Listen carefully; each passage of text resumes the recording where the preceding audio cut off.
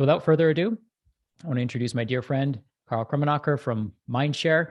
He is, as I mentioned, been a mentor to me for many, many years, somebody who I greatly look up to and admire for his humbleness, for his intellect, and for his kindness. So thank you, Karl. Thanks for joining me today. I appreciate you. Good morning. Good I guess good afternoon, based on where you're at, but good to see you. Such a privilege to spend time with you. Thanks for the kind words. Absolutely. So we're talking about trust today. And as we all probably know, trust is at an all-time low. Before we jump into why and what to do about it, what's your definition of trust? I'd like to start there. Well, I'd love to ask the group. It's funny, you stole my thunder. I was going to say, type into chat what you would say is your definition of trust. Or you might reframe the question a little if it's easier, like, how do you know when to trust or who to trust? I would argue, Sachin, it's in your name. Like literally living proof is the best form of trust there is. But I think, as people type in, go ahead and type in the chat, like, how do you determine trust? Because look, here's the thing. For the better part of our history on this planet, as long as there's been health professionals, trust has been hierarchical. It's been established through a system that was well-defined and organized. It's very hierarchical. It required you to pay a price and to be cleared through multiple hurdles. For those of you that are physicians and who did classically trained allopathic journeys on your professional career, you know what it was like. You had to first get the grades in order to get into medical school. You had to do your time in medical school and survive that hazing and indoctrination, arguably, right? And then when you got through that, you're going to do a residency, and they're going to see how many all-nighters you could pull without losing your shit. And then after that, you've got a piece of paper on the wall, and it's your license to practice this idea of healthcare. And as you probably saw over the last couple of years, it's been remarkable to see the competition for our mind and our belief and our trust. And I'm sure there's nobody on this call that hasn't at some time in the last 2 years especially thought, holy cow, who can you trust? And there's this competition that we see from stakeholders, many driven by money, others driven by power, some just for the desire to have influence. There's all kinds of confirmation bias going on everywhere. Like, however you want to look at it, there's a lot of competition for our hearts and minds right now. So how do you cut through? What do you do if you're a health professional and everybody is saying, you can only trust this guy, or you can only trust that girl, or you can only trust this system, right?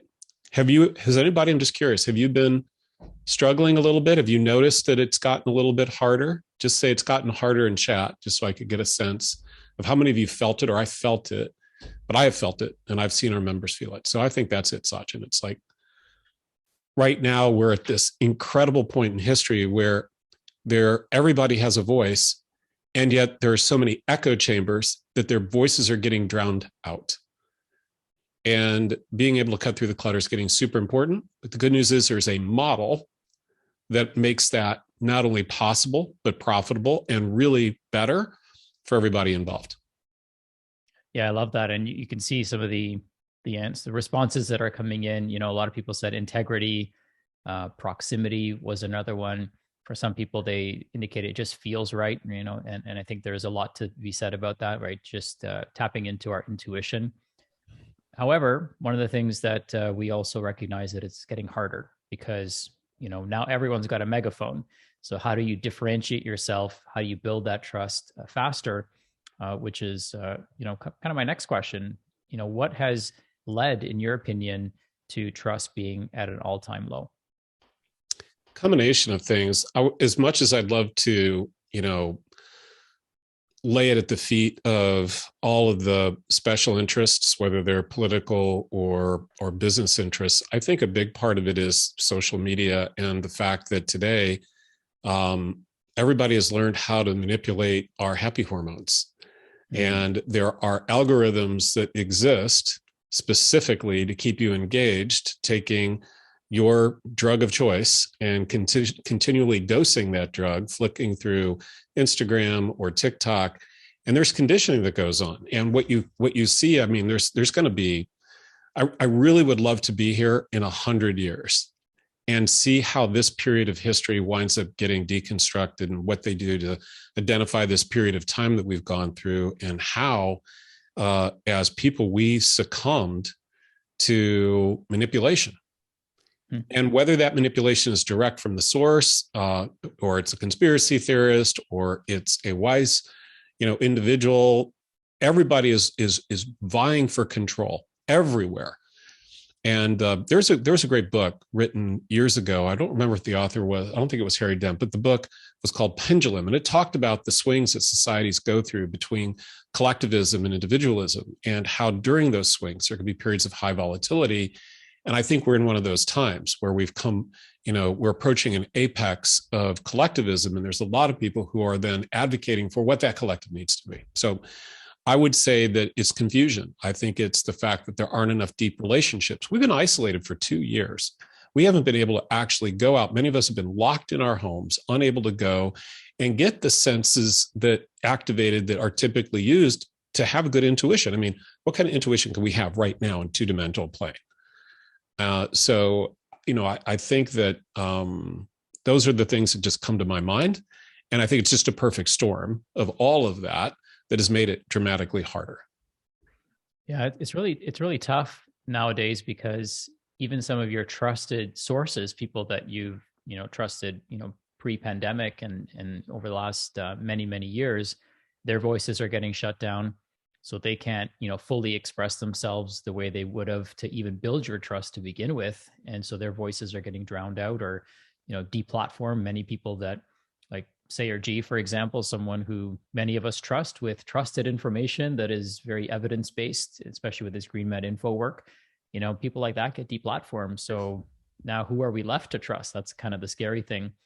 Now, I know that yourself at the Mindshare community, along with JJ and so many other amazing people, this is a big thing, because you're working with many influencers, and we've been spending a lot of time kind of deconstructing this and figuring out what's working, what isn't working, how to make it work better. And you've come to a conclusion that trust is probably one of the most important assets that we have in our business, more important than our lead magnets, more important than our SEO. It's like, how much do people trust us? Because at the end of the day, people do business with people they know, love, and trust.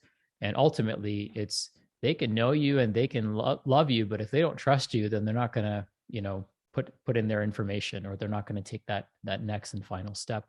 So what are some of the things that, I know there's a whole weekend that you've planned around teaching people this, which we'll talk about in a minute, but what are some high level touch points? I always love having you pre-event, because I know that you give people a little kind of a sneak peek on some of the things that we're going to be diving into, but what are some things that you can offer, some nuggets that you can offer people? Well, the first thing is, let's just go back to what you said earlier for a moment and talk about deplatforming, because that's really in censorship. Because that's certainly scary. There's this, I talked about this, I think 2 conferences ago. At the beginning of the pandemic, I did a keynote, and it had to do with indoctrination and the idea that there are forces at play that only want you to think a certain way. And as you went through it, one of the key things that people like that use in order to gain control is disintermediation. It's this idea that we're going to detach the provider from the patient, that we are going to, and it started with insurance. First it was Medicare, Medicaid in the United States. The federal programs came in and said, doctors, you no longer have to do charity work. We're going to pay for it. And doctors went, thank you. That's super awesome. I'll take it. And then there became a commercial insurance industry that said, hey, we're going to reduce the risk of patients not being able to pay. Everybody kick in a little, it's a social construct, but we'll all share, and it'll level out the bumps. And we got insurance. And then soon providers were completely disintermediated from their patients, because the people in the middle controlled the money. And when they controlled the money, they controlled the outcome that they wanted. And then that happened. And then all of a sudden, we got into Web 2.0. We all became creators. We all got to go out and create content and share ideas. On Twitter, you could blog in 140 characters. On Facebook, you could not only, connect with your friends and family, but you could start to actually have a voice and share an idea. and you could get a conversation going. That was the whole idea as it became the virtual water cooler. And platforms have popped up, and you would think that with the diversity of those platforms that there would be little risk that our First Amendment rights in the United States anyway, being able to freely express our ideas would ever be censored, but then they were. And part of this has to do with risk mitigation, legitimately, who is responsible if somebody gets harmed on a platform. Everybody's pointing fingers. But ultimately, what's happened is we became disintermediated from each other. And these platforms now sit between us and the people that we're most connected with. And as a result, they have a whole lot of say in what we say. And we're seeing behaviors change dramatically. You add to that cancel culture and this idea that, the most offended wins. It's just, again, the perfect storm. So what are we going to do about this? Here's what's cool. I'll start with the highlight.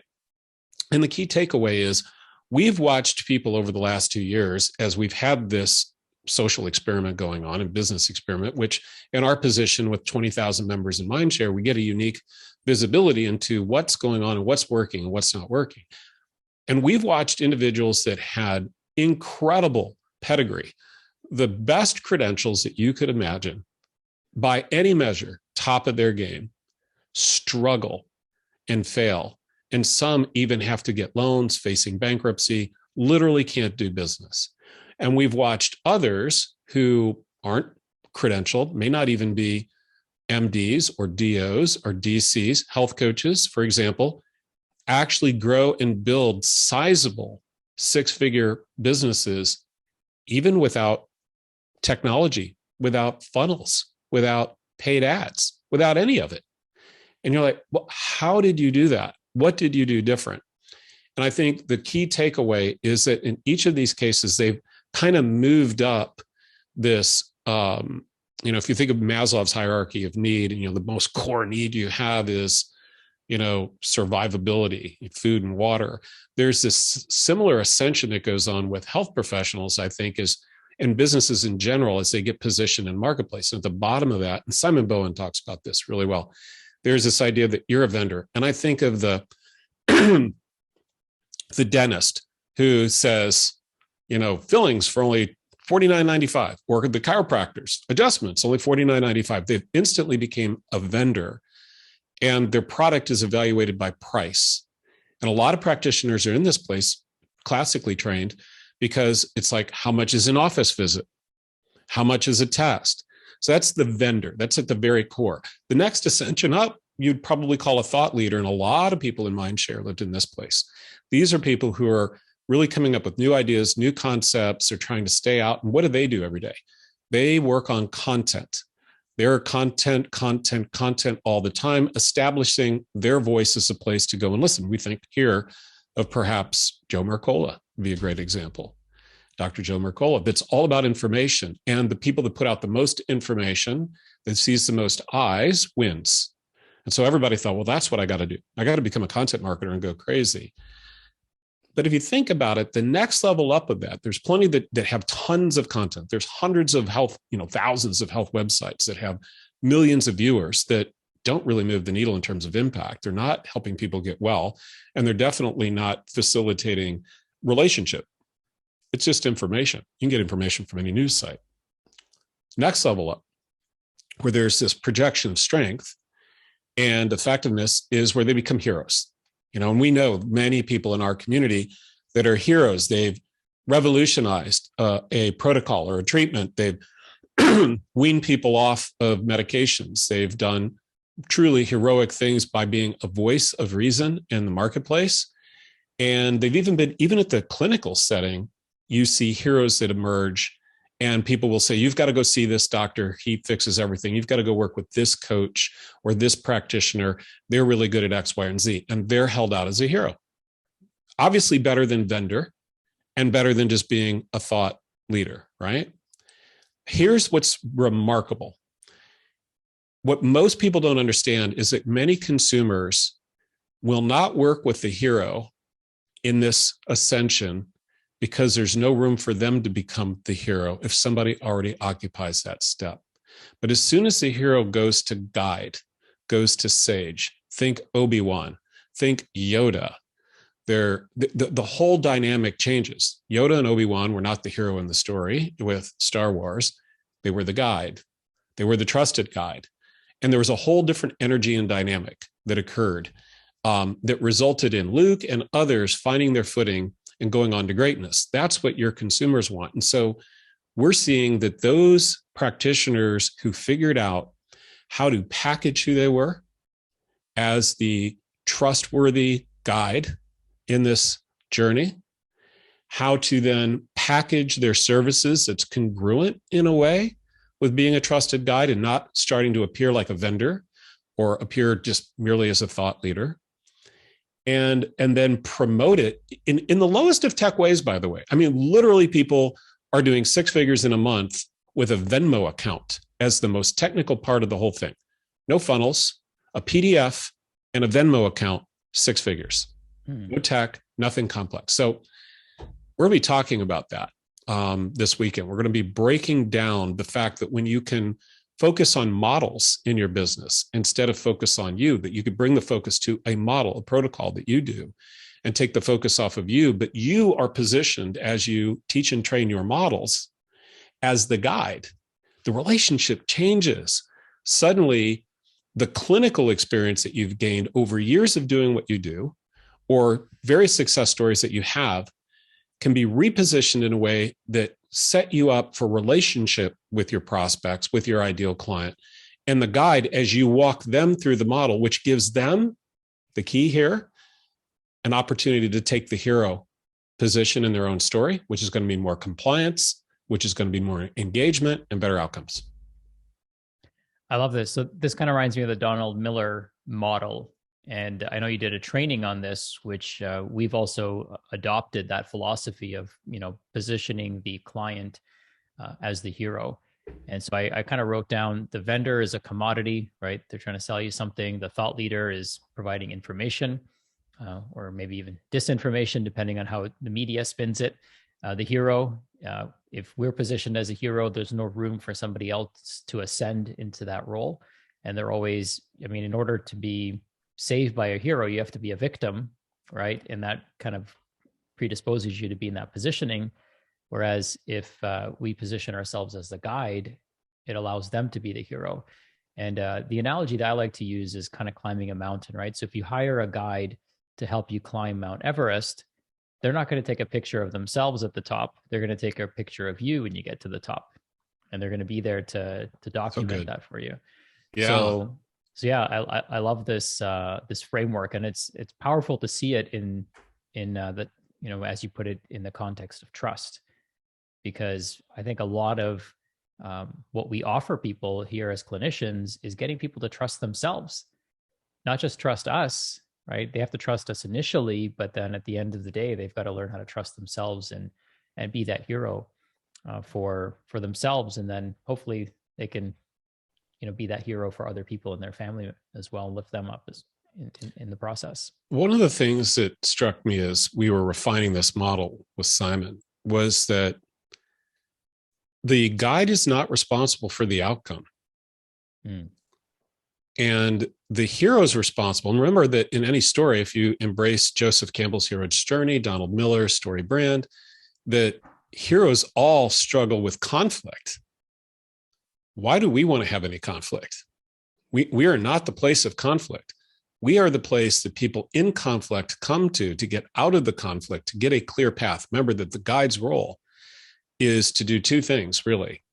The guide needs to have a clear plan. They need to know, your analogy was great. They got to know how to navigate the mountain, but they don't promise that there won't be obstacles along the way or it won't be difficult to climb.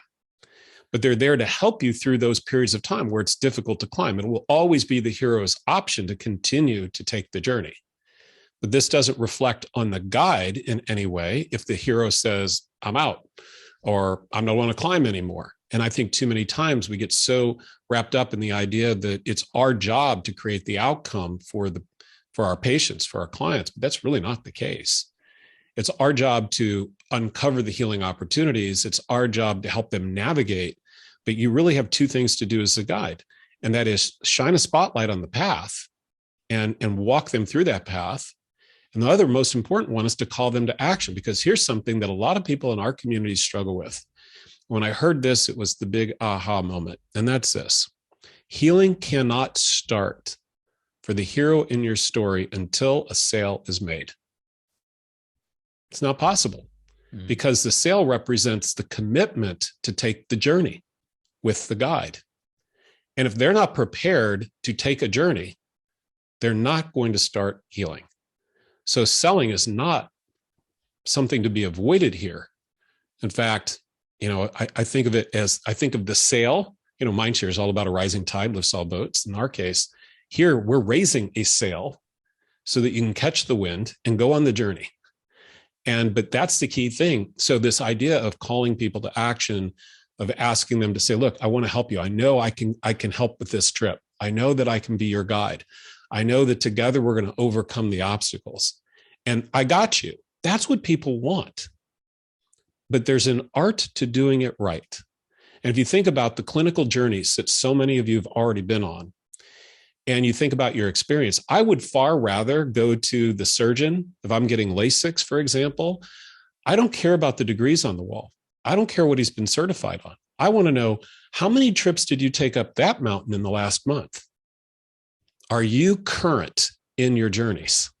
Mm-hmm. And the fact that you're taking these journeys every day with patients, even one or two, doesn't need to be thousands, but that's what you do all day, every day, that is where your trust is going to come from. The fact that you've helped many people through the journey of health, not that you necessarily got the outcome, but that you were trusted along the way and that you did your role as a guide. I think that's a massive, massive reposition. It resets expectations. It avoids the inherent conflict of ideas, right? We're not going to be now any longer debating, this versus that. Like if we bring the focus to the trip, the model, the protocol, and we take the focus away from ideology and instead say our role is helping you on this journey. And there's a way to package you as a practitioner that actually comes off credible, regardless of how many letters you've got behind your name. And then there's an effective way, to promote that doesn't require ad spends, doesn't require funnels, doesn't require, when you're starting. Now, look, here's the thing: you need to get to we all want to get to the place where we scale, but where this all breaks down. And this is what we learned last year. You might recall, Sachin, we did a strategic practitioner program. And the idea of that program was that, and still is, it's a great program. 200 people have gone through that. And it was, look, we want to help you take that next step to get some leverage in your business. So we'll help you create your first sale, leverage sale online. And here's what we learned in that. And we're always learning. And what we learned as we taught people this is they got stopped when it was, well, who am I? And who do I serve? And what is my niche? Many times it's like, well, I can help anybody. I can help with this. I can help with this. I can help with that. There's an art to narrowing your focus just right so that you can connect with your ideal clients, and we'll help you understand how to even know, will it fly? Is there an audience large enough? Are they reachable? So that you can get a foothold on your journey. Because remember, we are going to be your guides. So we practice this. Like, this is meta, but we practice being the guide and helping our practitioners take those first steps and validate their market positioning before they go off and create courses, before they spend a lot of time, working on their big grand idea without even knowing if it'll work. JJ is, without question, the queen at this, where she will have an idea, have a concept, and then come up with a minimum viable process to test it, to market it, to invite people, and then co-create. And we're going to talk about that too, how when you start out, if you're early on the journey, you can actually co-create the path with the hero that you're guiding. That can be that could be something that you collaborate on. And for those of you that are further along in your business, you're established, but you're looking for scale or growth, how before you do anything new, this is the litmus test, the will it fly test, to properly package and position so you don't mess up a good thing that's going, and that you can effectively keep going. Sorry, going too long myself, but I think you get the idea. No, it's fantastic. And you're definitely on a roll here. So I didn't want to cut you off, but I did want you to, I know you have another meeting that you've got to attend. So I want to be sensitive to your schedule as well. And so grateful and so appreciative. So many ahas, as many people are indicating in the chat here. And, just to highlight what you said, it's ultimately the person's responsibility to create the outcome, right? And the coach or the guide, in this case, as we're positioning ourselves, is there to help identify the blind spots, is there, to make sure that we're not missing anything as we're going on this journey, is there to, tell us, hey, here are the things that you need to prepare to go on this trip. And I've done this 100 times. Here's why you need, you should trust me. And you don't even have to say it, right? Just the way you show up, your swagger is going to indicate that. But definitely it helps to highlight that, right? And let people know that we've walked this path with many people before. And I think the other thing too is like that, having that humility. So there's definitely a change in our kind of self-perception and ego that needs to take place as well when you go from a hero to a guide, because those are two different self-images as well that we need to have. And the humility comes when we position ourselves as a guide. And that's one of the things I deeply admire about you is that humility. I know we could talk for an entire weekend, which is something that you and JJ will be sharing with us. Let's do that. Upcoming event. Yeah. So maybe you can, in the next couple of minutes, because I know you do have to run, and we'll drop a link. And we've already have shared this, but we'll drop another link for those of you that were sitting on the fence. You can see why I'm so excited about this event and to be part of the Mindshare community. But maybe you can give us some highlights on what people can expect. First thing that you can expect is to feel supported and seen and heard. We've got so much respect for your community, this group of incredible, talented practitioners, go-givers, I think all. And so that's number one. It's a safe place, and it's a collaborative place. And it's probably the only place that you're going to find MDs and DOs and DCs and health coaches and FDNs and, every possible combination of healer collectively on the same page. Super cool. It's also the only place you typically see, vegans and paleos and carnivores and pescatarians all hanging out together. So we like to joke. But really what we're going to focus on is really deconstructing, and probably a lot of the work will be unpacking a lot of the bad habits and the things that we've all done and the misconceptions about how to position. This is going to be an exercise of multiplication by subtraction, removing the things that don't serve us, removing the things that we're doing or saying that are actually getting in the way of attracting your ideal client. And we're going to break that down over a couple of days. And we're going to go at it hard all day, Thursday, Friday, Saturday, 3 days total. And it's going to be a lot of fun. We always make these events fun. If you were on the last one, I'd be curious if anybody was on the last Health Business Growth Conference, type in chat. We got to play full out. We got $30,000 in prizes we're giving away, including a home studio makeover. And there you go. Some people were on. And so what was it like? I'm just curious. Was it worth your time if you were there? I'd love to see if you loved it or how it was like. Yeah, thank you for the kind words. It's a lot of fun. We actually go to a TV studio that's got 5 sets. It's a fairly big production, but it changes. It's not sitting and watching the Zoom, although we were on Zoom and we're chatting and we're collaborating. There's a lot of engagement. There's a lot of opportunity to work through the process with us. So you're going to arrive going, okay, I'd like to grow and scale. And we're going to help you assess where you are in the process today. And then what your path personally for you should be so that you can exit the weekend. You're going to exit the end of the day, Saturday, with a clear plan of action. You're going to know exactly how you can reframe what you do and who you do it for, and really start to grow. And then we've got a lot of people want the tactical too. They're like, yeah, that's cool, but I heard you talking about a book, right? So how do I do books? We've got an expert on how to do books.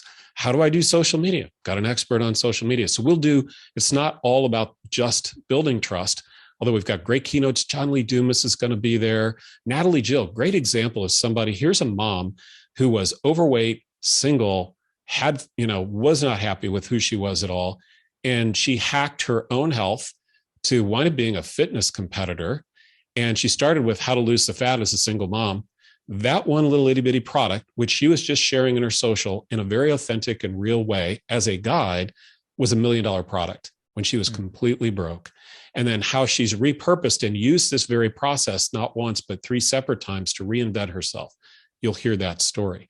David Horsager is arguably the #1 most sought after keynote and author on trust. He's going to talk to us about the importance of trust today and answer those questions that you asked me with a lot more authority than I've got about why the world's so messed up. And then John Lee Dumas, one of my buddies, it's a funny story I got to share, is that I'm super excited about John Lee Dumas being at this. For those of you who don't know, he's the creator of the #1 podcast, Entrepreneur on Fire. I was listening to that podcast 9 years ago. And he said, look, if you want to start to build an audience, you don't need to be the expert. You don't need the credentials on the wall. You could actually just be the curator of information. And I thought, this is interesting. And I took an investment, a little company called wellness.com based out here in San Diego. And we decided that we needed to grow the list. And what do you do? And I'm like, well, I'm listening to this guy, John Lee Dumas. He's got a course on how to do a podcast. So I took the course and I learned how I didn't need to be an expert in health. I was just an investor in the company. But I took it, and my very first guest was JJ Virgin. And so John Lee Dumas, because he wasn't an expert, he was a curator of experts, had a podcast who got my attention. And when he got my attention, I created a podcast. My first guest, and I think 7th, was JJ. Here I am now, in a business millions and millions of dollars later, and now 7 years later with JJ, all because he was a guide. It's a meta moment, the way it's all coming full circle. So super cool. And we're going to have a great time. You're going to meet awesome people. There'll be time for meal breaks. There'll be time to get up and get energized. Here's my big promise to you. If you commit and say yes to yourself and you invest $1, and we do that because if you have nothing in there, you're probably not going to show up. So you got to do at least, last year, this was a $397 or $797 ticket. Mm-hmm. And we said, we're going to work only with partners. We've done no cold ads. We haven't gone out to the world. We partnered with the people that had the quality individuals that we want to be part of our Mindshare community, like yours, Sachin, and said, you can give away these coupons to those that you know, like, and trust, and invite them to come hang out with us. And so $397 ticket, it's going to be $1, and join us. I guarantee it's going to be worth 10 times your investment, easily 1,000 times. And I would say 10,000 times. Or 10,000 times. We've had people leave that event. Last year, we had one individual leave the event, make a couple of key shifts, and generate $36,000 in the next 45 days. So it'll be fun. A lot of great guests. You're going to be there. Going to hang out. I am. I mean, I look forward to everything that you and the Mindshare community put together, because it's a masterclass on how to host an event. It's a masterclass on, how to over deliver. So if nothing else, like if you don't even pay attention to anything else, which obviously that would be crazy for you not to, you'll at least be surrounding yourself by amazing people. And that's one of the things that's so important for us. Even if you're just starting out, you want to surround yourself with people who are just a few years ahead of you, because then you can start thinking the way they do. You can start learning the same information. And many of these speakers, it's going to be their first time in this community. So they're going to hear this information for the first time, just like you're going to hear it for the first time. And then it's just a matter of, what do you do with this information? And being part of this mentorship and possibly even others, you're going to be able to take what you learn and accelerate it even faster. So really put yourself at not even a competitive advantage, but at a cooperative advantage, and join us. I mean, you'll never spend a better dollar in your life. And nowadays, $1 doesn't get you very far, even if you put it in your gas tank. Well, you couldn't have said it better. And the key thing you said there that I like so much was the idea that, what can we accomplish together as a collaborative? And JJ started this organization with that goal. She talks about a rising tide lifts all boats. Everything she does, everything she touches is about contribution, collaboration, what we can accomplish together. We have a sick world right now, and we need to really lock arms more so than any other time in history to do battle, be prepared to do battle with the dark forces. I mean, we can carry the whole Luke Skywalker analogy as far as we'd like here, but we know there are a few Darth Vaders and Death Stars out there, especially as it relates to health. And I think if you can become the strong guides for your heroes in your markets and your niches and the people that you serve, that collectively we're going to be able to do some great things and move the needle on health and break some bad paradigms that need to be changed. And so let's do that. Let's make that the mission, that collectively we can heal 1 billion people on the planet. That's our mission through the work of good practitioners like you, and make a difference for good and overcome all the noise and become trusted. Amazing. See what he did there? So good, right? Positioned you individually as a hero, not himself as a hero. So awesome, Karl. You are so gracious. You're over time, so I don't want Thank you you, to be buddy. late for your next meeting. Yeah. Love you, man. And love you too. I'll see you in less than about a week now. Yeah, just about a week. See you guys. Take care. I had one question, Karl. When Yep. does the event start on Thursday? That question came up, and I wanted to make sure that go to healthbusinessgrowthconference.com. You'll see the times. It'll be different, obviously, for your market. But we start 8 a.m. I think Pacific time is the kickoff for the where we'll open the doors. 9 o'clock programming starts. There's reasons to get there early. We give away all kinds of cool stuff. It's fun. You'll be able to network and connect. Just show up. Here's the cool thing. You dress for success, from the waist up, underneath. You dress for play. Wear your bunny slippers and your PJs. Have a good time. We're gonna have a ton of fun. You're gonna learn a lot. I promise you that. You'll see things you've never seen before. You'll learn things you've never known before. But most importantly, you're gonna unpack a lot of stuff that you just don't need anymore. It's gonna lighten your load. You're gonna feel lighter, freer. It's gonna be easier to have those conversations, more relaxed, like Sachin said earlier. And I'm anxious to hear what happens. Like for me, the best time is 2 weeks after the event. We start getting the feedback of the changes that people have made. Because we always ask, post in our group, what did you learn? What did you do? How has it impacted you? That's when the endorphins fly for me. It's just awesome. Amazing. Well, thank you, my friend. Take care, everybody. So good to hang out with you. Thank you.